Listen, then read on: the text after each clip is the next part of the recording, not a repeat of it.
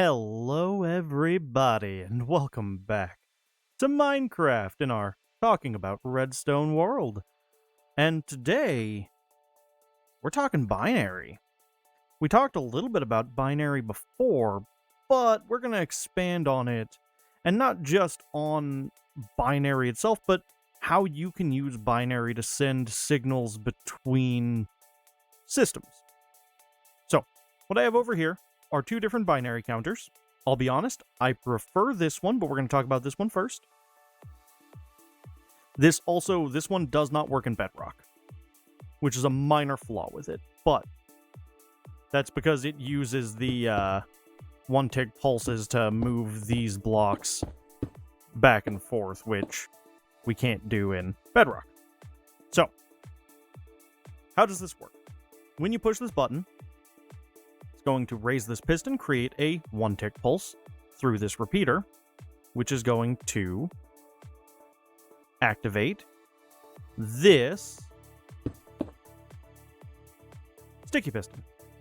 That sticky piston is going to pull this block down, and then it's going to allow this comparator to read through the block this cauldron, which is putting out any output, it doesn't really matter how strong, which is going to activate this light. When we cycle this again, we are going to pass a signal through this block, activate the sticky piston below to push this up, which is going to push this down. Basically, we can only pass a signal to the next module when the current module is active. So at the moment, we are at a value of 2. If we remember from our previous binary discussion way back there, this is 1, this is 2, this is 4, and this is 8. We've double value for each new column. And that means that with a 4-bit binary like this, we can represent every value from 0 up to 15, which is 8, plus 4 is 12, plus 2 is 14, plus 1 is 15.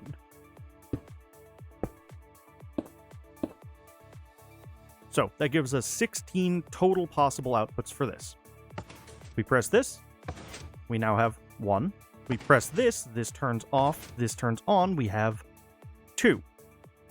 We press this again, we have 1 plus 2 is 3. And just like with the 1, when we press this again, this is going to push up, this is going to push up, and this is going to pull down. Let's see that in action. And that lights our 4. Then we have 5. 1 turns off and turns 2 on. 6. 7. 4 plus 2 plus 1. Now we're going to turn off 1, 2, and 4 and turn on 8. So that's a value of 7. That's a value of 8. Now we continue counting. 9, 10, 11, 8 plus 4 is 12, 13, 14, and 15. Then we roll over and recycle back to 0. So the two reasons that I really don't like this version specifically is A, it's a little bit expensive with the cauldrons. If you've already set up an iron farm, it's not too bad, but it's just a little expensive. This version, you do need, and it's about the same actually, 1, 2, 3, 4 comparators. We have 1, 2, 3, 4, 5, 6, 7 comparators. So you need a little bit more quartz than this, but you can find that much quartz relatively quickly in the Nether. It's not the most prohibitively expensive design. But the reason that I really like this design, go ahead and reset all of this to 0 real quick. Grab a new button. Not concrete, button. Thank you. Is we are getting both a negative count and a positive count. So, this currently has every lamp lit. This is a 15. If we took the positive values out of this, we would have a value of 15. This is the inverted values to negative, we have 0. So when we increment this once, this is now a 1. This is 8, 9, 10, 11, 12, 13, 14, with the 1 column turned off. So if you combine this 14 and this 1, you have 15. If we increment there, 8 plus 4 is 12, plus 1 is 13, and a 2 makes 15. So you will always have both the count down value and the count up value, depending on what specifically you're looking for.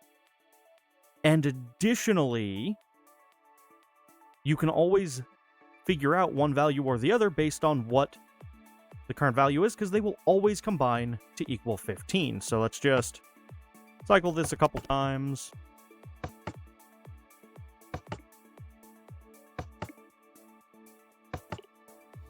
There we go.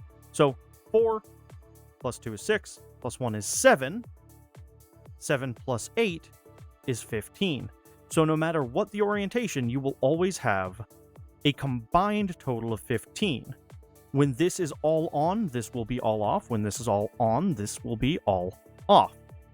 So you can take your positive binary values off of these torches, or you can take the countdown values off of a comparator off this side.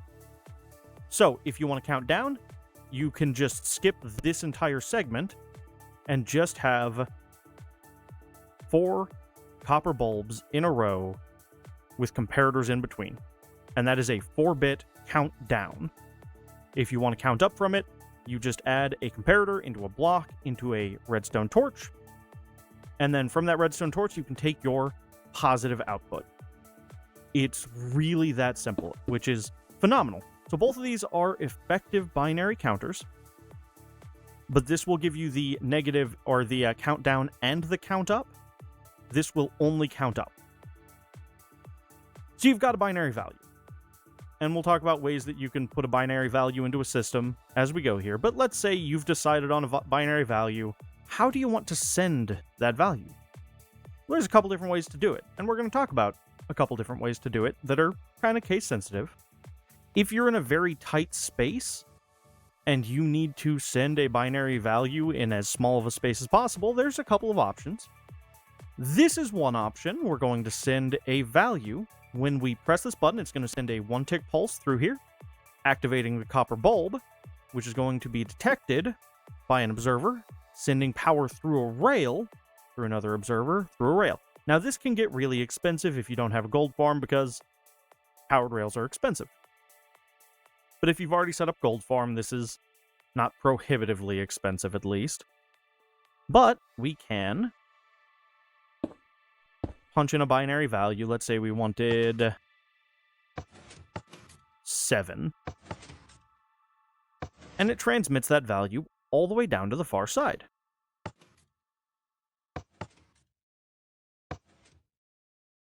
Now, like I said, unless you've set up a gold farm, this is a bit of an expensive option. And from the other side, you can just read off of this with comparators and take the signal into whatever you want to do with it. But this is kind of a lot. What if you wanted to send a 4-bit binary value over 1 wire? That is sending a serial signal, and that is what we're doing over here. So let's talk about this sending circuit, and then we'll talk about the receiving circuit. So this sending circuit, let's say we wanted to send, again, the value of 7. 1, 2, 3, 4, 5, 6, 7. And we press our button. And this side locks a value of 1, 2, 3, 4, 5, 6, 7. What if we wanted to send 9?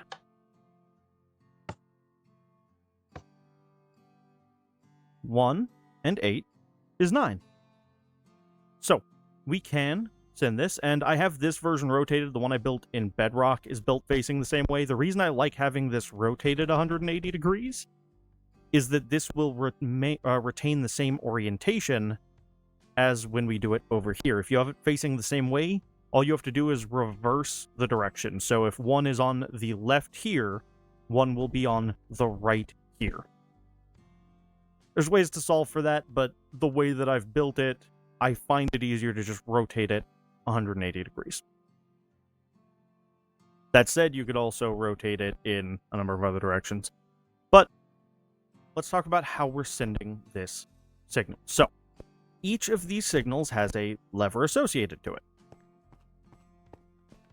Behind each of those levers is a redstone torch, and above each of those torches is a hopper. We're using these levers to lock the hoppers. Easy enough. Off of each hopper, we have a observer looking at it, another observer looking at it, going into this back line here. Everything from this repeater over, we can ignore because that's just the sending signal. That's the signal out. But we have power into this line here. So as you can see, when we turn the bulb on, the torch turns off. Up at the top here, we have a signal that is powered on, which is running across, locking each of these hoppers.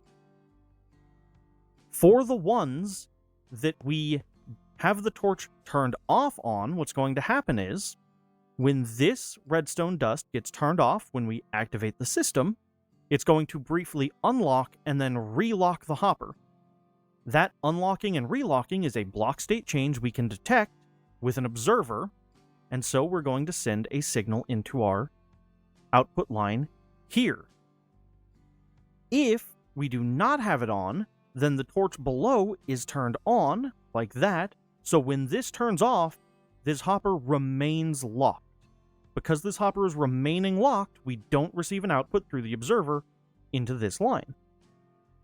Now we've delayed each of these so that they are one tick apart. So this will go, we'll miss a tick, this will go, we'll space a tick, this will go, we'll space a tick, this will go.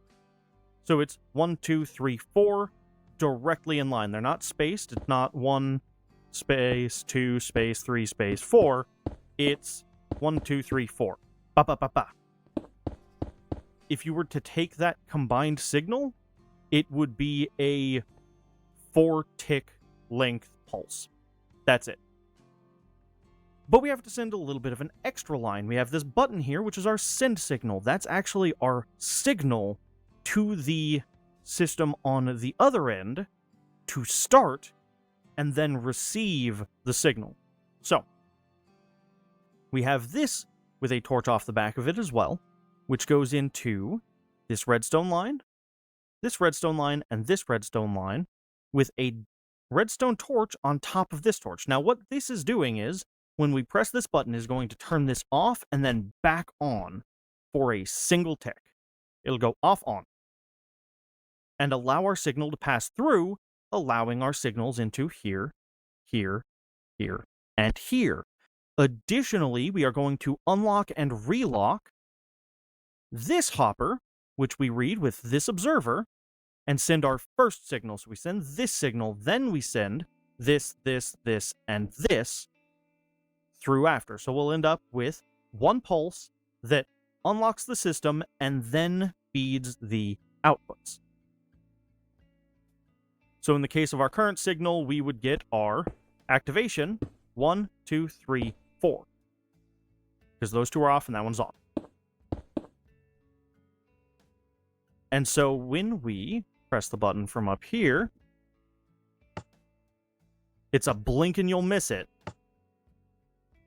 On, off, on, flash. Very quick. But that sends our signal as one pulse into a single redstone line that you can run with repeaters however far you want to, as long as it's still within range to actually run the redstone. If you go beyond loaded chunks and it won't actually run, it doesn't work then. But as long as it's within loaded chunks, you can run this signal as far as you want. So what are we doing with this signal once we get over here? Several things. A lot of stuff is happening here. So, let's try and break it down one bit at a time. As you can see over here, we have a signal into a repeater, into our lines, which go through 1, 2, 3, 4 individual locked repeaters. We're locking them from the sides here with this circuit that is always on until our control signal comes through, which runs for 8 ticks of delay. 4 ticks of delay because that's going to match up the timing with the initial signal coming in, and then an additional 4 ticks because we are sending 1, 2, 3, 4 bits worth of information. If you needed to send more bits, you could extend this with more hoppers and add the extra timing for additional bits. The rest of this would remain the same. We would just add timing here. So we're going to unlock this for long enough for our signal to pass through all of our bits and get locked in place. So that's what this signal is doing, which gets sent through this repeater into this block, to this redstone, into this repeater, into this block, into this repeater, into this block, into this dust, into this repeater. So that's 1, 2, 3, 4 ticks of delay, which matches up to this 4 ticks of delay. And this 4 ticks of delay is 1 for each bit. So this just matches the timing here before it gets in. Okay. This obviously is our output into here. It's also powering this redstone dust, which is our lock circuit. This is acting as an interrupt on our lock circuit to turn it off by subtracting. If we subtract 15 from 15, we get 0, so that'll turn this off. So we have our power in, our unlock, and our interrupt for the lock circuit. Kind of weird. But, well, technically this is relock, this is unlock. But it's a lot. A lot of stuff is happening over here in a very condensed space.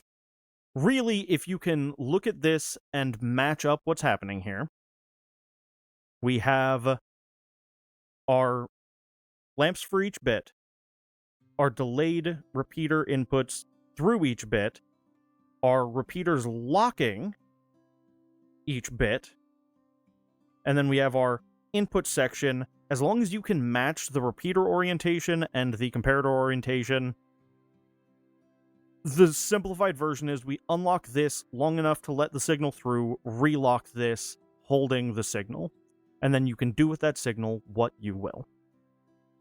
This is probably the cheapest, though arguably more complex way to send a redstone signal, but you or to send a binary signal, but you absolutely can. And really, other than the fact that it's a lot of repeaters, it's one comparator. And repeaters you don't even have to go to the nether or anything for. So levers, repeaters, torches. The most expensive part of this is going to be the observers and the hoppers, because hoppers are iron and chests. Observers use nether quartz.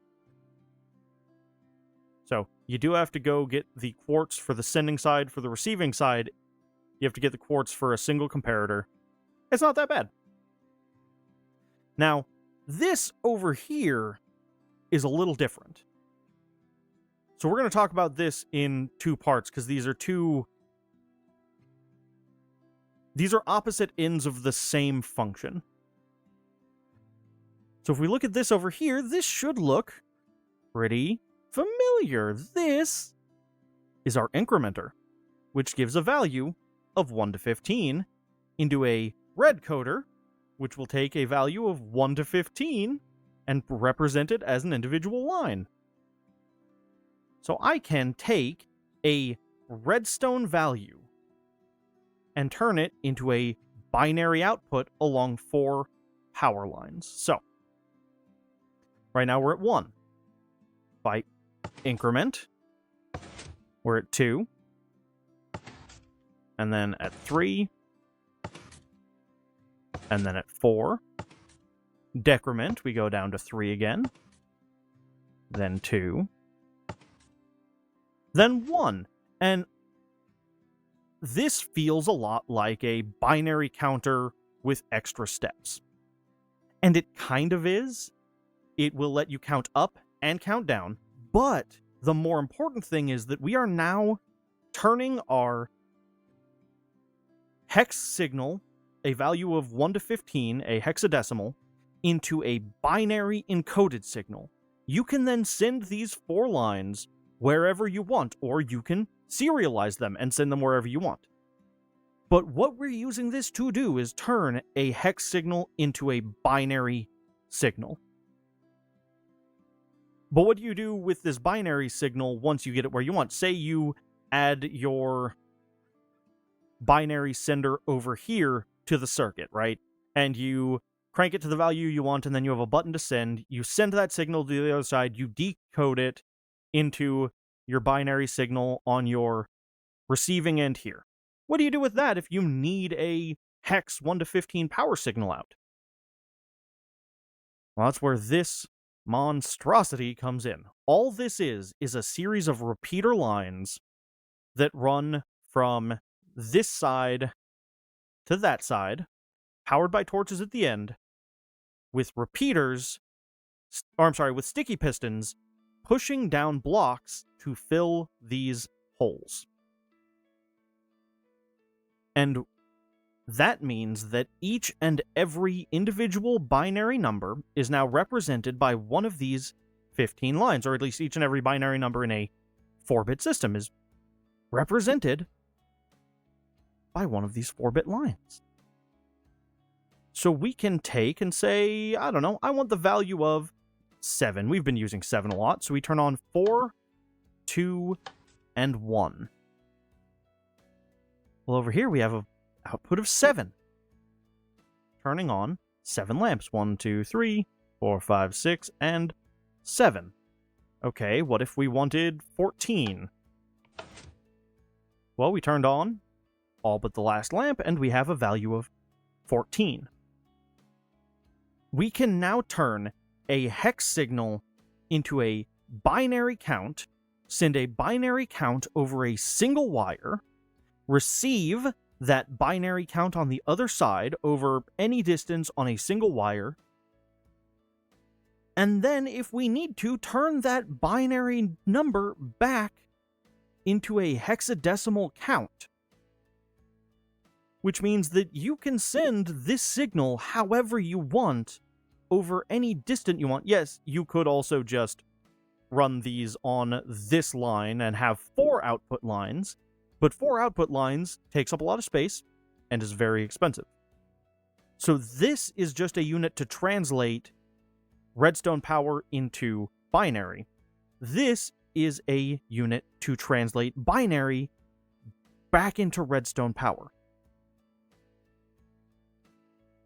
So with that, we know how binary numbers work. We have doubling columns, 1, 2, 4, and 8, and how we can do math to combine those. 8 plus 2 is 10, plus 1 is 11, for example. 8 plus 4 is 12, plus 1 is 13. We can represent numbers from 0 to 16, which in most cases, 0 is going to mean that the system is off. You're usually going to send values of 1 to 15 when you're actually activating something. But it's nice to know that you have up to 16 possible values. We know how to send that in sort of a compact way within a minimal space. We know how to send it in the most compact way. It's just a little more infrastructure to get it set up to send and receive. And we know how to translate a signal strength we might read from, say, a comparator. We come way back here off of, say, a jukebox, or a note block, or a cauldron, or a composter, or a jar, or a bookshelf. We can now turn those signal values into a binary value that we can send over any distance. And that's pretty cool. we're running a little bit longer on this Redstone episode because, well, we're talking about binary. But I have rebuilt all of this, other than this unit, which does not work in Bedrock, on the Bedrock side, so we can take a look at the minor differences and just confirm that everything does, in fact, still function over there. So, this is it for the Java side. I'm going to meet you over in Bedrock, and we will pick up from there. Alright, guys, welcome back to Bedrock in our slightly less put-together Redstone world, I'll admit. But everything is still here. We've got all of our stuff. Some of it's just floating up there. So last time we ended with this little library, and over here we pick up where we left off. And as you can see, we start off with the same binary counter. Using copper bulbs and comparators, we can get the positive count and the negative count, counting down from 15 or counting up from 0. And as you can see, we toggle this. We now have a value of 14 and a value of 1. Value of 13 and 2. Value of 12 and 3. No matter what we do, we will always have a count that combines to 15. Once again, you can take a value off of the negative count with a set of comparators off the side here. And you could take a signal off the positive count using these torches here. But this works exactly the same. This works the same with the small difference that because of the way monostable circuits work, we have to space these out one from each other in Bedrock. We can't get the lovely inline tileable next to each other. At least as far as I'm aware, I'm not a primary Bedrock player. There may be a Bedrock version of a one-tick pulse rising edge monostable circuit. I'll have to do a little bit more research, but this works really effectively, doesn't cost very much to make, and once again, if we wanted to say send 1, 2, 3, 4, 5, 6, 7... Why is that on?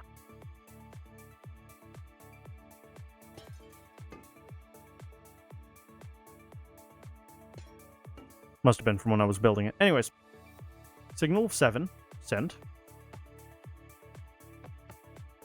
Signal of 9. There's 3. There's 6. So we can send signals this way if you've got a gold farm set up and have the space to accommodate this. We can also use almost identically the same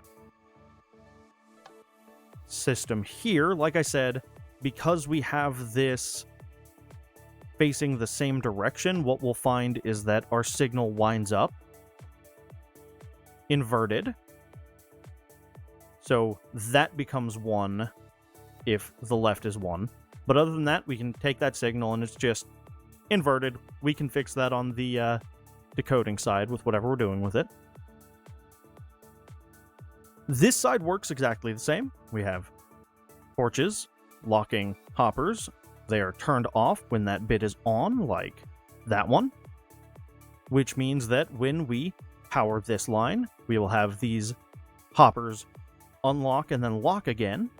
We'll read a single tick pulse off of that, send it into this line. This section over here is exactly the same, torch into a torch, which means that this redstone line here will turn off and back on in a single tick, so it'll da-da, and then activate our send signal over here. We'll also unlock and relock this, sending our signal over to there. There's one very small difference, microscopic even. This just needs to be set at 1 less delay. So instead of this being 4 and this being 4, this is 4 and this is 3. And if we were to add a bit, I believe we would count this up to 4, but other than that, this is all exactly the same. It's just built, mirrored, rotated from how I did it last time. So the only difference in building this was changing the delay on this, but we can send whatever 4-bit binary value we want over any distance, serially over a single wire, which is phenomenal for sending any kind of large amounts of data. Being able to condense 16 possible values onto a single line is incredibly useful. Over here, we have the exact same setup for our binary to hex translator here. The biggest difference is just that I put these on the receiving side, so it's a little bit easier to read. So if I go 1, we get 1. If I do this, we get up to 9. 1, 2, 3, 4, 5, 6, 7, 8, 9. But that just means it's a little bit easier to stand here and kind of see what's happening. Hypothetically, you can send these signals from either end. It also saves a little bit of redstone coming this way because the 8 only exists on the second half. But other than saving a couple blocks and a couple bits of redstone, you can put these on either end and it works fine. So, this system is 100% the same. 1, 2, 3, 4, 5, 6. R4 and R2 are on. We have a series of torches running into repeaters that run through either a repeater or a block if the one needs to be on, which is in every other number, because every single odd number will have a 1. Then this line will be powered from the end there, which will activate these pistons, which will push down these blocks, which would then activate that line. Each of these lines has a value 1 higher than the previous, since it is 1 block closer to our comparator. One moment. Sorry about that. My AC kicked on and it absolutely tanks my audio quality. Anyways, because each of these signals is moving 1 closer to the comparator, and each of these has a signal strength of 15, because the full torch power is getting passed all the way through, and this final repeater just guarantees it's 15. If this is on 15 away, this will be a 1, which means that this will only pass through a 1 and activate this. If we have our 1, our 2, our 4, and our 8 all on, this signal will be allowed to pass through, which will put a power of 15 here, which will pass 15 all the way down. So it's just about making sure these gates are set up. And if you think about it, every single odd number will have a 1, like I said. The 2s will exist only on, and we're counting from the right here, roughly 2 out of 3. So, or not 2 out of 3, they'll always be on in sets of 2. 1, no 2. 2 and 3 are 2 and 2 and 1. 4 is its own. 5 is 4 and 1. Then we have a 2 for 6, a 2 for 7, turn off for 8. 8 plus 1 is 9. We turn on for 10 and 11, off for 12 because that's 8 and 4, off for 13 because that's 8, 4, and 1, on for 14, on for 15. So we'll always have blocks of 2 when 2 is turned on. Strangely enough, we'll always have blocks of 4 when 4 is turned on. Weird. And 1, 2, 3, 4, 5, 6, 7, 8. Isn't that strange how we always have a block in the equivalent of that number when that number is turned on? So what if we went up to the next digit? From 8, we would go to 16. With a 16, you could just about guarantee that you would have a block of 8 spaces and then 8 more 8s. Or not a block of 8 spaces and then 8 more 8s. A block of, you would have to go 2 bits to get a block of 8 more 8s.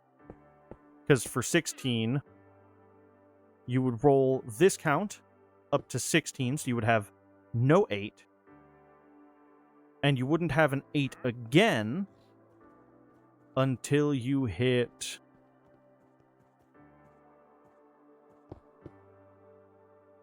Hold on, I'm trying to number in my head here. 17, 18, 19, 20, 21, 22, 23, 24. So, 24 here would be, what, 16 plus 8. Yeah, 16 plus 8 would be 24. You would have 1, 2, 3, 4, 5, 6, 7, and then you would have 16 and 8 on together for the next bit all the way down. Anyways, you're basically always going to have a block in an equivalent value to the size of the number. 1 is 1 and then a space, 1 and then a space. 2 is 2 and then a space of 2, with the exception of 1 at the beginning. 2 and then a space of 2, 2 and then a space of 2, 2 and then a space of 2. 4 is a space of 3, 4, a space of 4, 4. And then 8 is 7 and then a space of 8, and then it should be 8 and then a space of 8. Because numbers are weird. But it's really fun that they will always be represented in an equivalent number of spaces to what they are. Anyways, that's binary into hex, and over here we have the same setup for hex into binary. Once again, the only difference on our incrementer and decrementer is that we use the bedrock monostable circuits. But we go from 1 to 2, 2 to 3, 3 to 4, 4 to 3, 3 to 2, 2 to 1, and that works for every value from 1 to 15. So, if I do this, and just hold this for a second, that should get us up to a value of 15, where everything is lit. Then we can start decrementing. We get the one to turn off is 14, 2 off is 13, 1 and 2 off is 12, and then we get to 11, which turns off the 4 but has both of those on, 10, which is the 8 and the 2, and so on and so forth. So all we're doing is we have our red coder, and from that red coder, which we've looked at a couple times now, we are taking the signal into torches. We're running those torches either up from the bottom in these torch towers, or up these torch towers and down using torches on the sides of these lines. Our odds are all on the bottom, so every single one of these on the bottom has number 1 activated. Every single one, because it's an odd number. Every single one on the top has 1 turned off, because it's an even number. So we have 2, 4, 4 and 2 is 6, 8, 8 and 2 is 10, 8 and 4 is 12, 8, 4, and 2 is 14.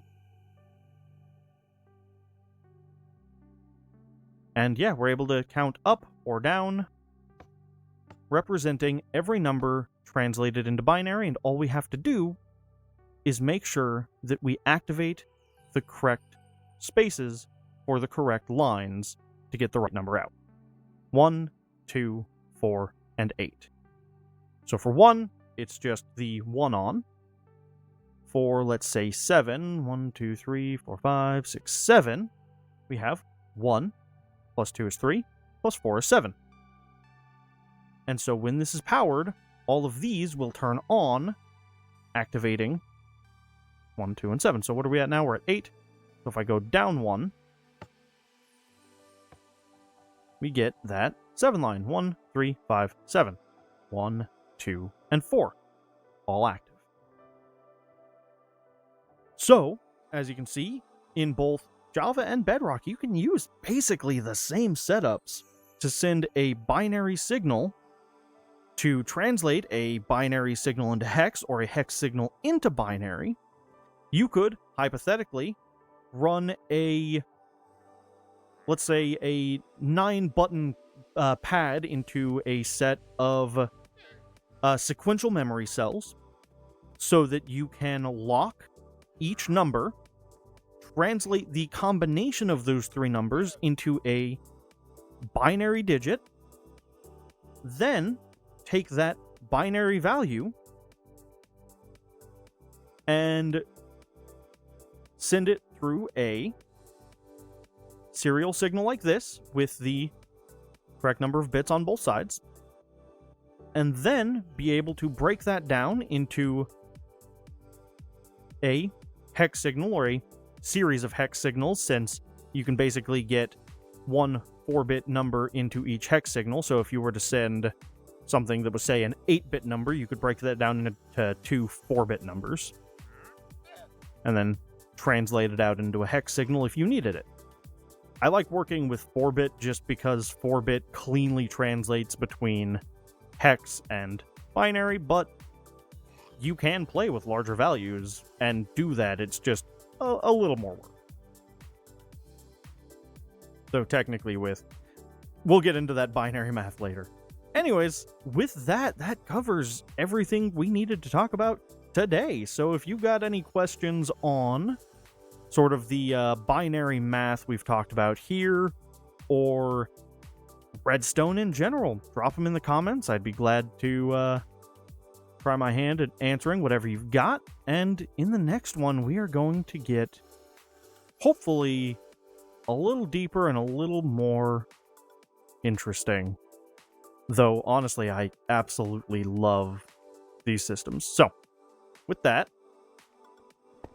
I am Malign Mysticality, and thanks so much for coming along on the adventures, guys. If you're enjoying what I'm doing, you can hit the subscribe button to see my videos as they come out. You can also ring the notification bell to get notified whenever I put out a new video. I'm putting out videos Monday, Wednesdays, and Fridays at the moment. I've been thinking about doing a Skyblock series. If you guys would like to see that, let me know in the comments. And yeah, I'll see you in the next one. Bye-bye.